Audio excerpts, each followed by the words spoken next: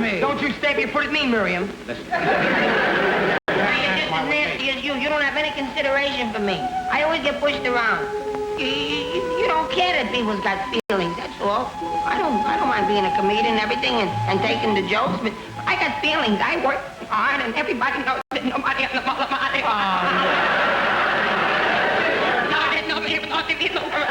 now, come on.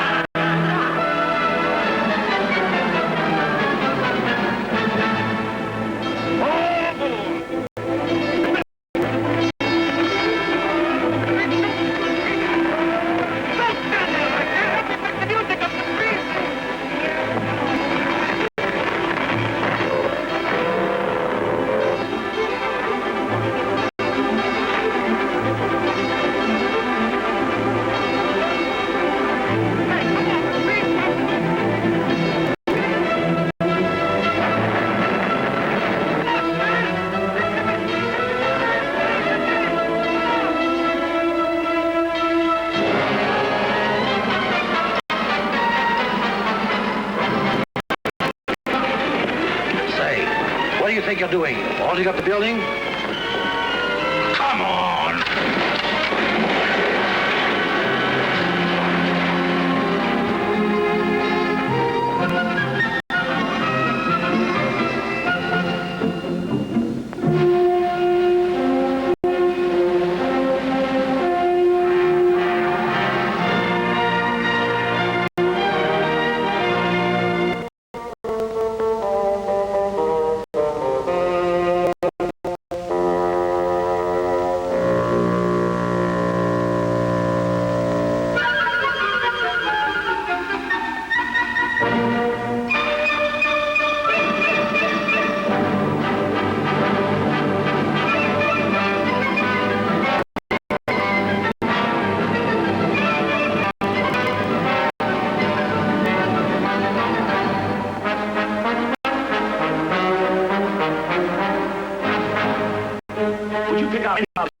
Don't let me see it, and don't let me force one. Take any card that you want.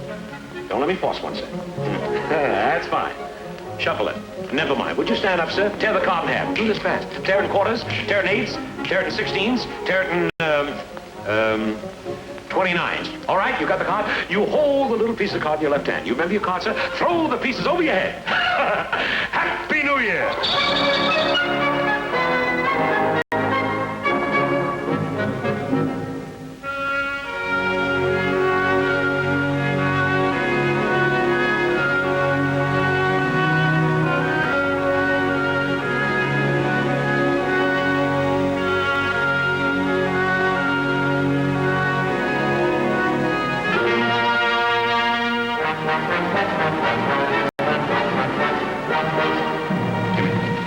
Hello?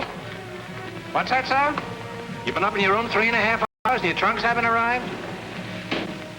Well, put your pants on. Nobody will know the difference.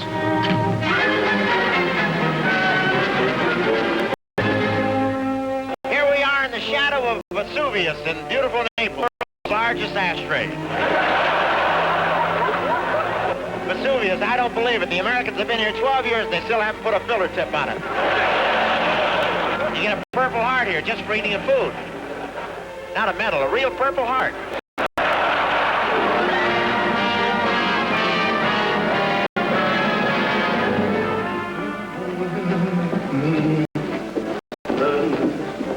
Wing one hand. Up to now. Would you like to engage in a little game of cut? The higher card wins. What stakes? Make it easy on yourself. $100. Gold. I'll cover that. I'm traveling a little light. The country is fraught with marauders. I'll give you my personal IOU. Thing I seldom give to strangers. That IOU better be good. Worth its weight in gold. King. The card's a gentleman's game. I don't want to look at it. Ace. I didn't see it. Very well, very well. Here you are. Nosy Parker. Ace. I hope that satisfies your morbid curiosity.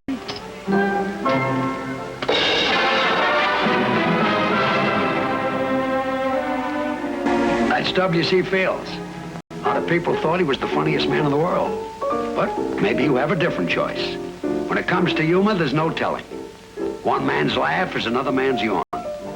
Old Josh Billings used to say, there are very few good judges of humor. And they don't agree. By the way, I'm George Burns, Gracie Allen's straight man.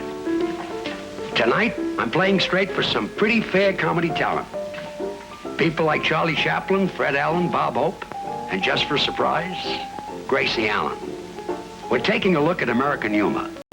Everything from slapstick to satire, from Ben Franklin to Jack Benny. And maybe before we're through, we'll have some answers to a pretty good question. What makes America laugh? Somebody said man is the only animal that laughs. And he's apt to laugh at anything. From the new barroom stories to the contortions of a lady wrestler who isn't trying to be funny at all. If it's absurd, if it's grotesque or foolish or crazy or naughty, we laugh at it. But nobody's ever explained exactly why. What's so funny? That's the question all the professors and philosophers put together haven't been able to answer. But the human race goes right on enjoying laughter in 1,000 different ways just the same. And probably couldn't survive without it. Nobody ever got closer to a definition than the fellow who said, laughter is the sensation of feeling it over and showing it principally in one place. What causes laughter? Well, no humorist ever wrote a better laugh line than peekaboo. And no professional comic ever got more satisfying laughs than any parent gets in any nursery. We're all great comedians when it comes to making baby laugh.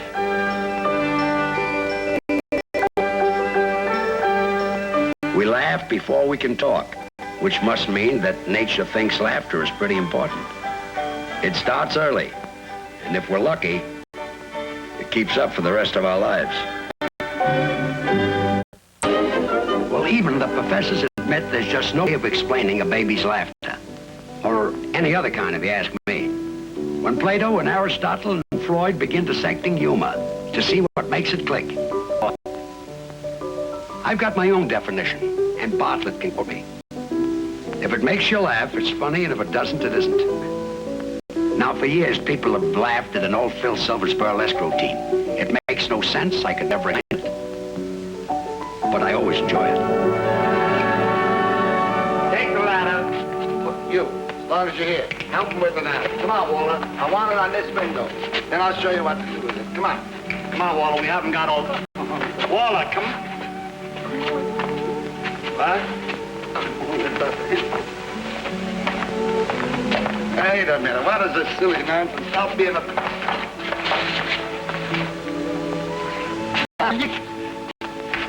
Don't... Walter, you just gonna stand there? But you see, Come on, kid, Don't be a... What? Oh, come on, this is... Will you please... Walter, come on, fast.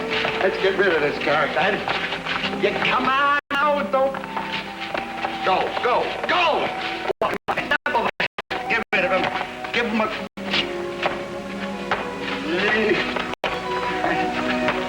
Come on, Walter, fast. Let's get out of here. Will you please? Come on,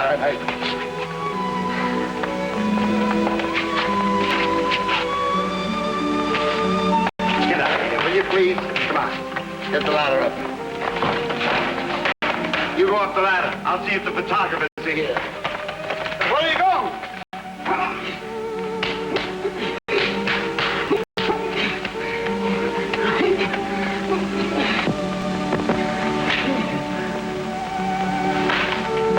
Walla, a minute.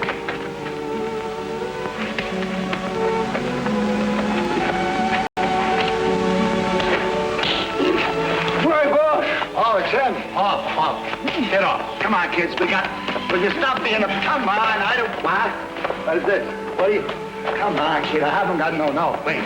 Kent, will you wait a... This guy's crazier than you. Will you...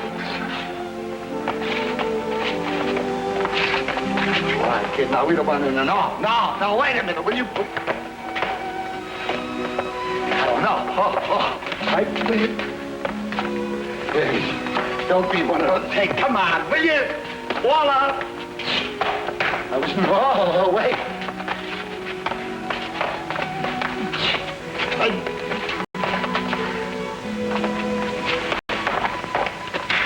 Get out of here.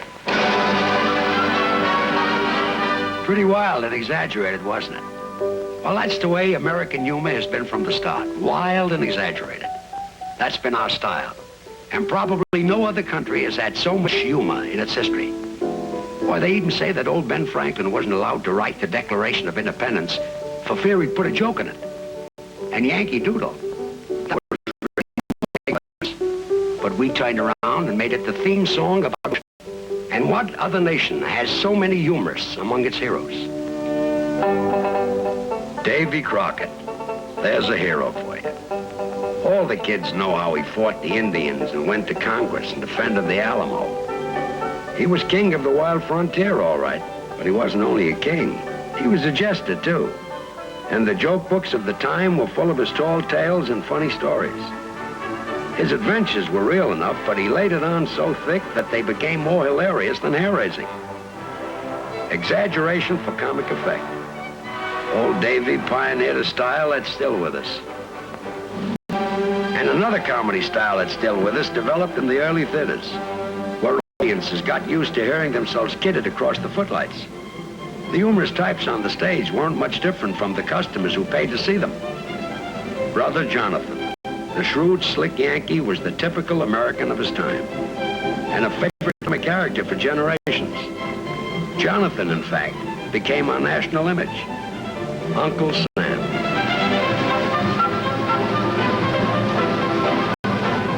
He's had 100 incarnations through the years, but he came to full perfection in Will Rogers, the greatest of all the rustic humorists. They go all the way back to a comic image that once made George Washington laugh.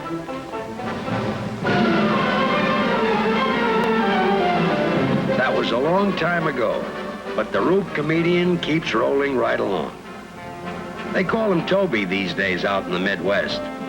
Traveling tent shows still bring in the customers to see the hick hero outsmart the city slicker in 3 rousing acts. It's old-style humor in an old-time setting, but Broadway comedy doesn't get any bigger belly laughs.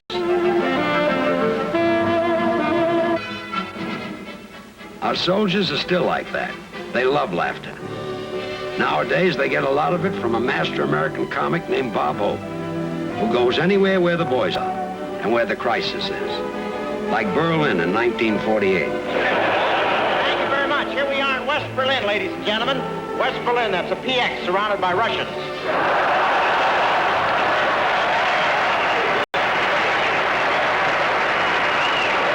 Yes, sir. Now, this has certainly been an unusual experience flying into Berlin. It's the first time I was ever in a corridor and didn't have to worry about the house detective.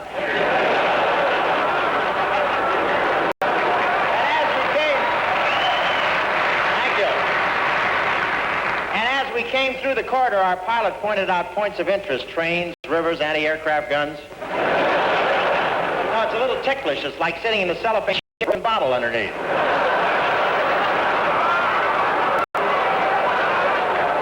I want to tell you, flying here is really dangerous. This is the only place in the world where the pigeons travel by bus. Sometimes Russian fighter planes come alongside to look you over. You hope they're just window shopping. And I won't say the Russians are doing much jamming, but on our radar scope, we were getting Amos and Andy.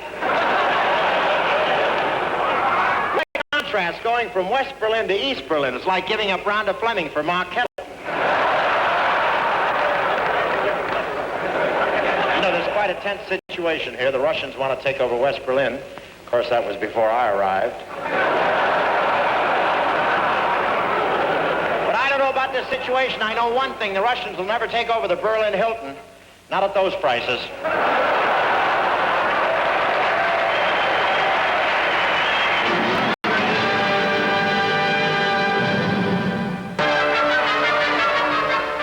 Once upon a time, Joe Weber said to Lou Fields, "Who was that lady I seen you with last night?"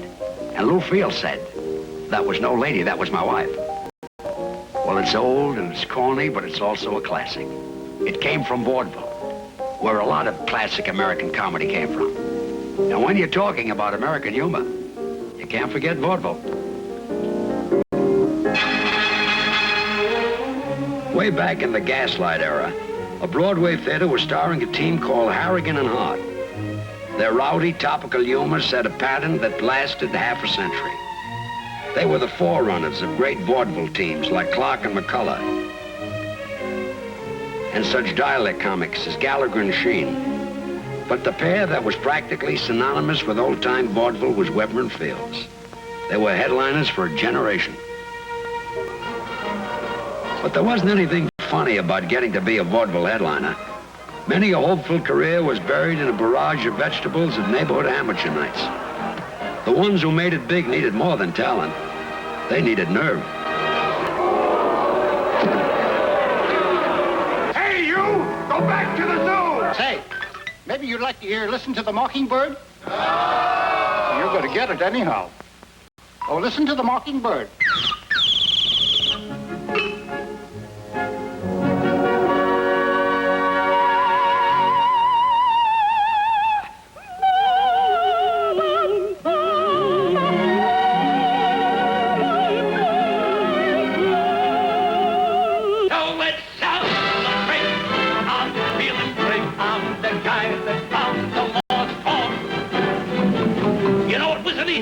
That lost horse. Waking in my attic, I didn't sleep for days and days. I'd have been in terrible shape if I hadn't slept nights. You cannot keep at every hope to move me from the start. And though you're not true, I still bless you at the curse of an age. Vaudeville.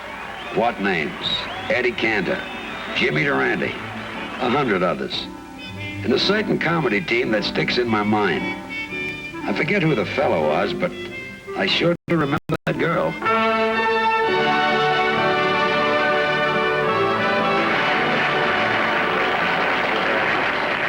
Well, Gracie, any news from home? Well, I had a letter from my little niece, Jean. What'd she say? She didn't say anything. She didn't phone. It was a letter. She wrote it. What did she write?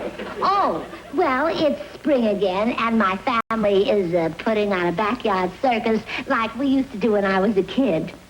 Every spring, you kids used to put on your own circus? Yes, but of course the admission was free, but that's only for people who can afford it.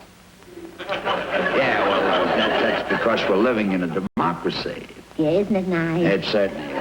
Well, anyway, my cousin Barney was the sword swallower. And oh, what a performance he put on. He was the sword swallower? Yes, and the kids would all cheer when he put a sword that long down his throat.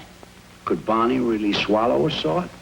Well, it was just a trick. You know the scabbard the sword fits in? Yeah. Well, before the show, he'd stick that down his throat. And then when he slipped the sword into it, everybody thought he was swallowing it. Yeah. And then there was my Aunt Gertrude. She was the snake charmer. Gertrude? Yes. The one who's so nearsighted? Uh-huh. She had a little snake, and she was supposed to put it in the basket and then blow on a flute until the snake stuck its head up. And what do you suppose happened one Saturday afternoon? She put the flute in the basket and blew on the snake. Wasn't that awful? Well, I'll bet it upset her. Well, no, it wasn't a real snake. It was just a few little worms tied together. Yeah, well, what was your part in the circus? I was the lion tamer. Lion tamer. Yeah, well, of course, I just used our house cat. And, 2 weeks before the circus, I taught her all kinds of tricks, like to sit on a pedestal and to roll over and play dead. Pretty smart cat. Yes, but when she got in front of an audience, she forgot all her tricks and just had kittens. Well, that must have caused a sensation. Well, yes, but what good was it? The silly cat wouldn't do it again for the second performance. If you give her a notice. Miss Gracie. Say goodnight. Good night.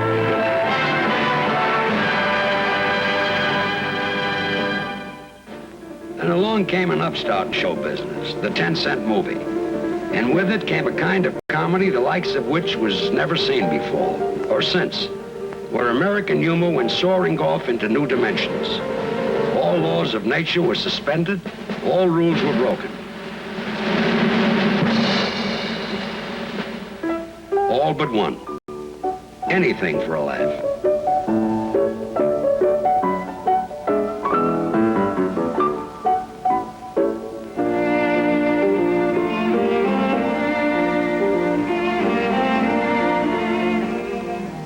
All comedy is based on tragedy, Max Sennett used to say. The philosophers had been saying that for centuries. But Sennett, Hollywood's sultan of slapstick, put the idea on film.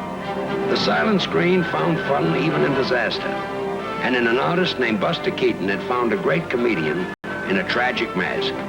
A man who never smiled, but made millions laugh. His own recipe for laughter. Create a genuine thrill, then relieve the tension with comedy.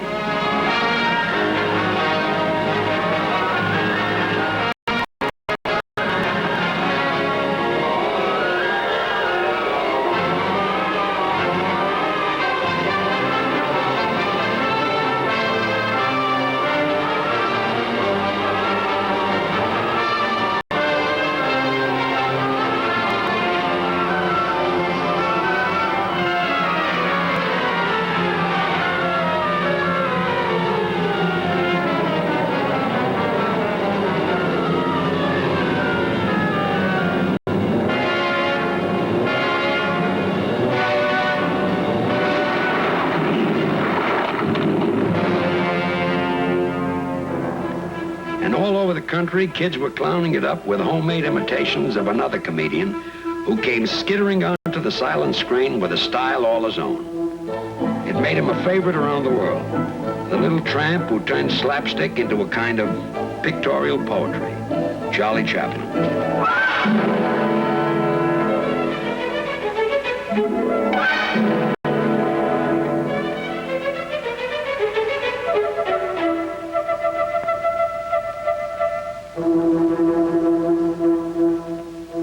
He was part ballet dancer, part acrobat, but all comedian. The genius of the pratfall.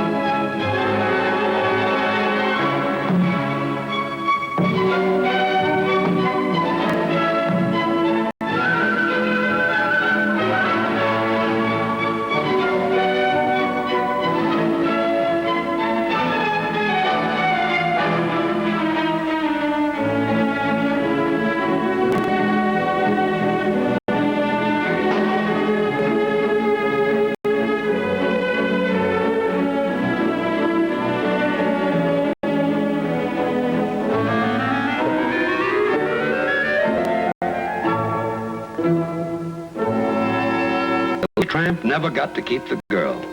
Playful pain, Chaplin used to say. That's what humor is.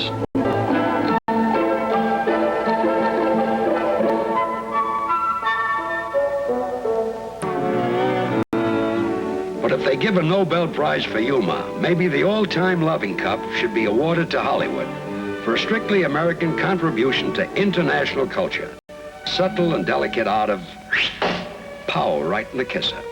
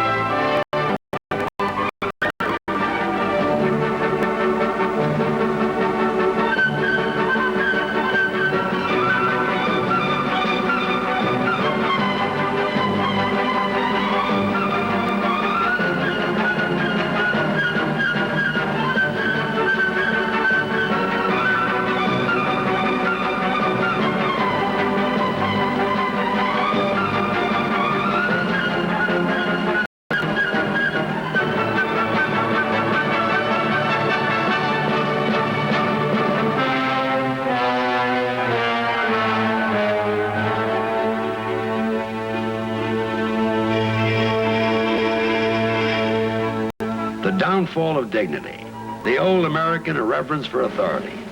They were the keystones of the silent comedy.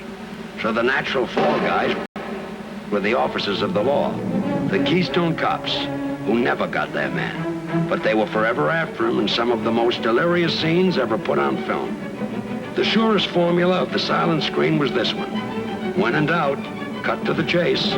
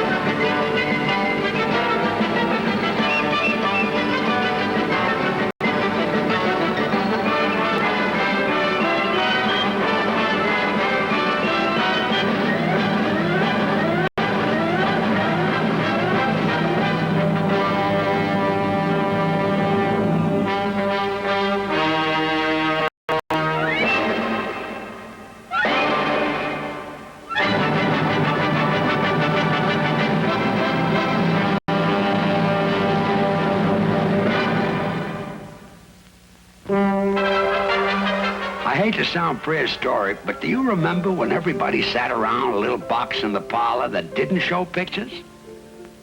Radio, what a difference that made in American humor and in American life. For the first time in history, humor piped into a home like gas and water.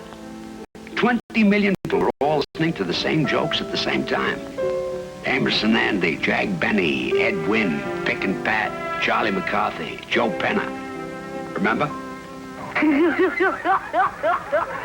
want to buy a duck? No, Joe, I don't want to buy a duck. You nasty man! Is it true, Mr. Fields, that when you stood on the corner of Hollywood and Vine, 43 cars waited for your nose to change to green? Hey, Jackson, where is Rochester? I don't know. I haven't seen him since our first day in town. We got off the train. He came to the hotel with me, unpacked my trunk, pressed my new brown suit, put it on, and that's the last I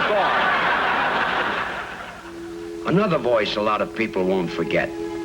A Yankee wit in the great tradition of Artemus Ward and Will Rogers. Like them, he loved to talk about the old hometown.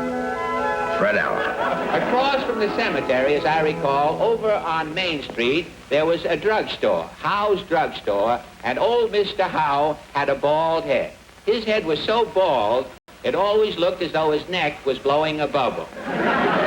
Mr. Howe had so little hair on his head, he carried his dandruff around in his hand. And he ran this drugstore as a sort of a sideline, and he had he always had a live cow behind the soda fountain. And you could go in and make your own milkshake. And as you were making a milkshake, the cow would look around at you to make sure you wouldn't take too much. And you couldn't pull anything on that cow, except a little milk if you had enough strength. And across from the drugstore in town, there was the fire station. I remember the fire chief, Smoky Mullen. Mrs. Mullen weighed about 300 pounds. She sprung the hook and ladder one time just sitting on the thing. And she was a school teacher. And she was so fat, when she turned around in class, she'd rub everything off of the blackboard. When you live in a little community, you have characters. You know, I remember the garbage man, Mr. Jones, Buford Jones. He had a sort of an occupational fragrance about him, but he was a big-hearted man. You know, if he'd come to your house to pick up the garbage, and you didn't have anything for him, he'd leave a little for you. And I remember he was the garbage man during the day, but at night he was a psychiatrist. And he didn't have a couch, he had a pile in the office there.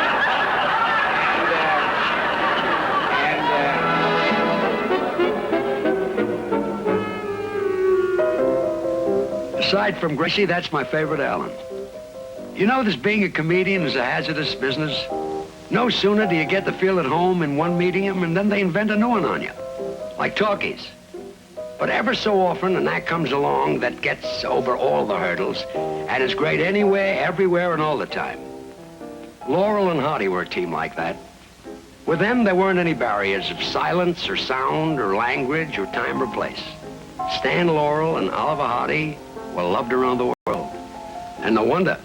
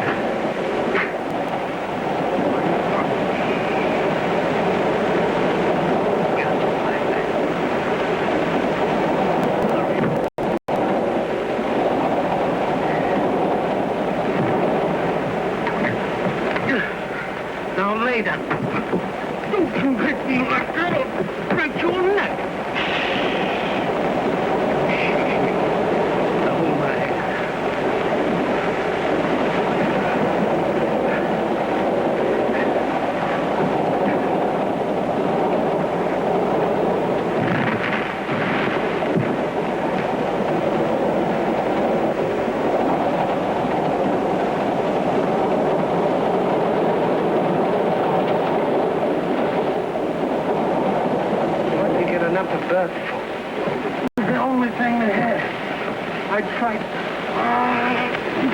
Gee! Don't crowd so much. Don't keep pushing me like that. Don't push me. Shut up.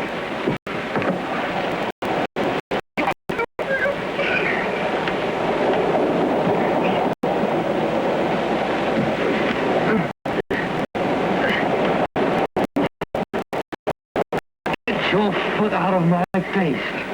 And don't crowd.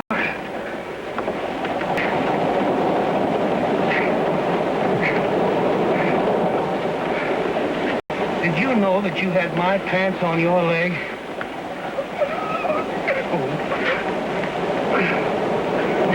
Get over on yours. All right. Don't you hit me like that. And keep quiet. Got my foot. Well, get your foot out of the way. Getting me all mixed up.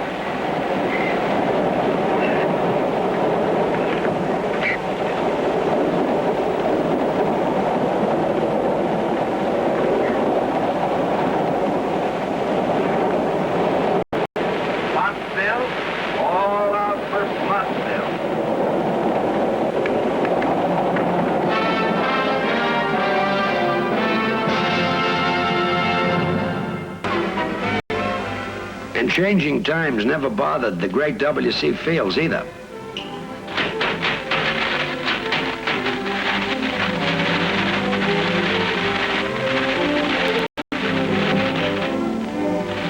Got here after all. A pie. Fancy bringing a pie to a golf course.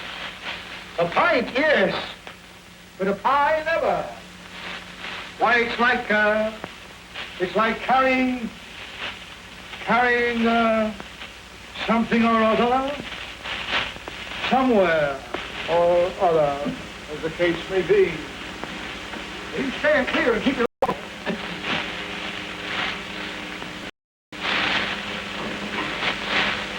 Stand clear, boy, keep your eye on the ball.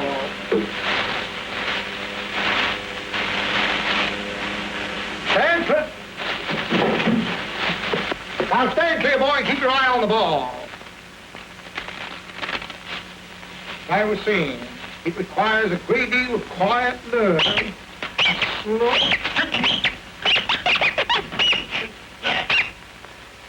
You stand still and keep your eye on the ball. I'm sorry to lose my temper, huh? What is it? Oh, Godfrey Daniel.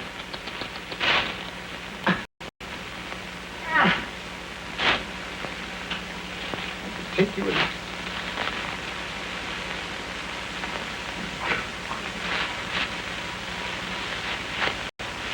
In your neck.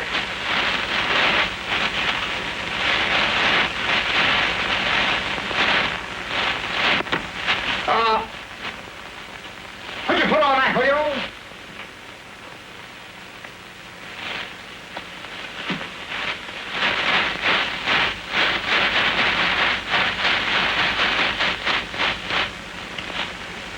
Have you with me again as a caddy? For all the tea in China. All the tea or coffee or chop suey or whatever it is they have there so much of. As I said, I'd like to wring your neck. I'd like to wash it first and then give it a good wring. Give it a wring that's here for miles. Miles. Will you take that out, please? Yes, of course. Thank you. Put it in there. Right. Thank you.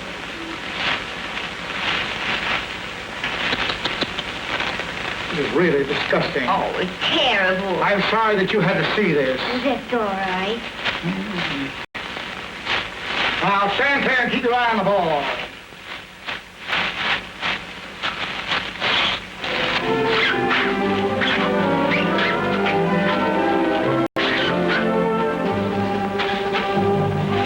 Then a comedy exposure to Marx Brothers. They bounced in from Broadway with their own patented brand of lunacy. Harpo, Chico, and Groucho. They combined the racing roughhouse of the silence with the popcorn barrage of impertinent patter. Nobody could unstuff a shirt like Groucho. Sorry now. Mr. Cornblow to you. Have you a suite for me and my wife? Your wife, eh? Yes, and we'd like something very elegant. I see. Have you got any baggage? Of course, it's on its way over from the airfield. In all the years I've been in the hotel business, that's the phoniest story I've ever heard. I suppose your name is Smith. No, it's Smythe, spelled with a Y. Oh, that's the English version. Mr. Smythe and no baggage. Let me see your marriage license. What? How dare you, sir? How do you like that? Puts a Y in Smith and expects me to let him know with a strange name. Strange dame? She is to me. I've never seen her before. Sir, you may not be aware of it, but I am president of the Morocco Laundry Company. You are? Well, take this shirt and have it back Friday. Mr. Smythe? Or Smith? This is a family hotel, and I suggest you take your business elsewhere. Sir, this lady is my wife. You should be ashamed. If this lady is your wife, you should be ashamed. You'll hear from me. Do that, even if it's only a postcard. Sir, my attorneys will be here in the morning. Yeah, well, they won't get a room either unless they got a marriage license. Broadway, vaudeville, movies, TV, it's all the same to the old troopers like Groucho Marx. But where are the new ones coming from? Well, the old training grounds like vaudeville and burlesque may be gone, but comedy itself is indestructible.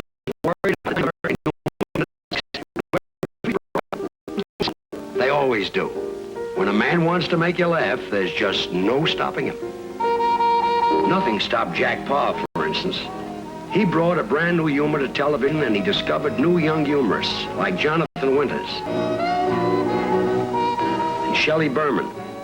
And he gave fresh exposure to established talent like Art Carney and Charlie Weaver, our old friend, the comic guru, still going strong.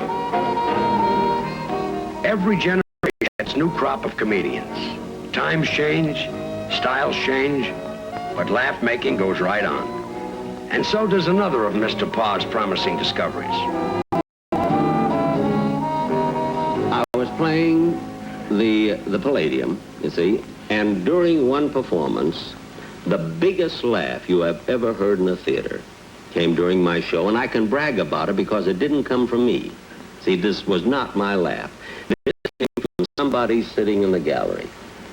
Now, you couldn't plant it, because if you try to plant it, it wouldn't go over. This was absolutely an ad lib from a man in the gallery. I'll tell you what happened. Phil Harris was with me, you see, and they love in London when people insult me, and I'm so frustrated that I'm unable to answer them, and I merely just look like this, you see. And as long as I look, the audience in London will laugh. Well, this night we had a particularly good audience, you see. And Phil was a smash. He was a big hit with his songs, and I had to come back again, and they wouldn't leave him off the stage. So Phil came back, and then to do a gag insulting me again, he says, "Ladies and gentlemen, thank you. I'll be back again." And he pointed to me, he says, "Because this old man needs me," you see. And as he walked off the stage, he did one of those show-off walks, walked off the stage, and I'm supposed to be so frustrated now, you see, that I just looked at him like this. And as long as I looked, I kept looking and looking, the audience laughed. And just as I turned around to talk, a man in the gallery hollered, "For God's sake, say something."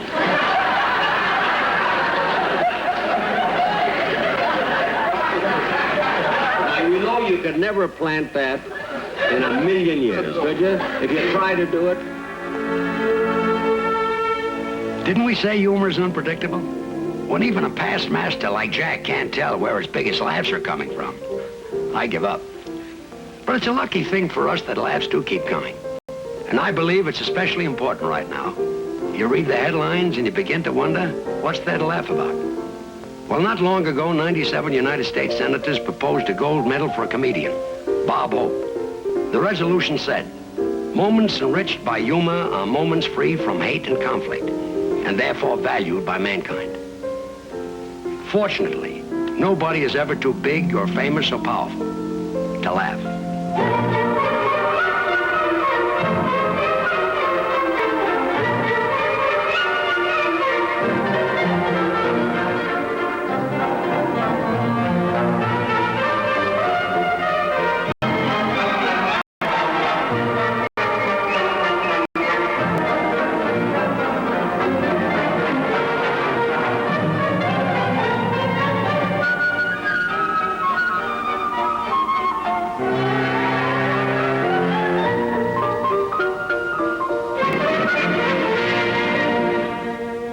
greatest American humorist of them all, Mark Twain, said it. The human race in its poverty has unquestionably one really effective weapon: laughter.